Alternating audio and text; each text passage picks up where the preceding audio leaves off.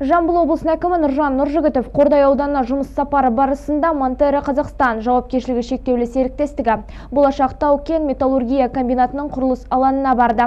Онда Ноғайбай ауылдық округінің Тау-кен металлургия комбинатын салу жөніндегі жобаның іске асу барысы, экологиялық қауіпсіздігі, бизнестің әлеуметтік жауапкершілігін қамтамасыз ету мәселелері талқыланды. Жаңа зауыт алтын күміс төре қорытпасын шығаратын болады. Зауыттың жылдық қуаттылығы 5 тоннадан асады десек, кейіннен бұл көрсеткіш кезең-кезеңімен арта түседі. Инвестиция көлемі 1600 миллион еуроны құрайды. Монтера Қазақстан жауапкершілігі шектеулі серіктестігінің бас директоры Айдар Нұғманов жоба аясында 1900-ге жуық жаңа жұмыс орны ашылатынын атап өтті. Жұмысшыларға арналып барлық қажетті әлеуметтік тұрмыстық жағдайлармен қамтылған вахталық шағын қалашық салынады. Аудан басшылығына жергілікті колледждер базасында жұмысшы мамандықтарды дайындау ісін ұйымдастыру тапсырылды. Вот смотрите, 25-й год у нас, да? Вот, запуск, да? Первый 26-й. 26-й год. 26-й год. Получается, сейчас у нас 23-й. Как раз 3 года у нас есть в колледже обучить, в нашем колледже обучить ваших специалистов.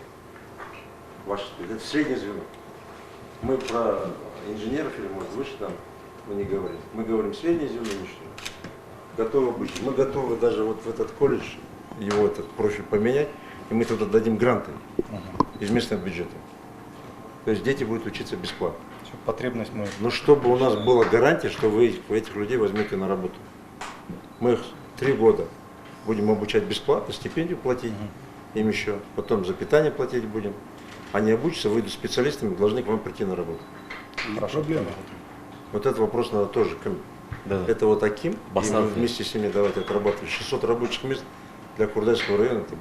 Айта кетек, Монтера Қазақстан жауапкершілігі шектеулі серіктестігі облыстың қоғамдық өміріне белсенді түрде ат салыспақ. 2019-2023 жылдар аралығында компания әлеуметтік жобаларды жүзеге асыруға 103,4 миллион теңге бөліп отыр. Сондай аудандағы жұмыс сапары барысында Нұржан Нұржігітов ағаш көшеттерін отырғызу рәсіміне қатысты. Бұл күні аймақ басшысы аудандық және қалалық ішкі істер бөлімдері ғимаратының құрылыстарымен де танысты.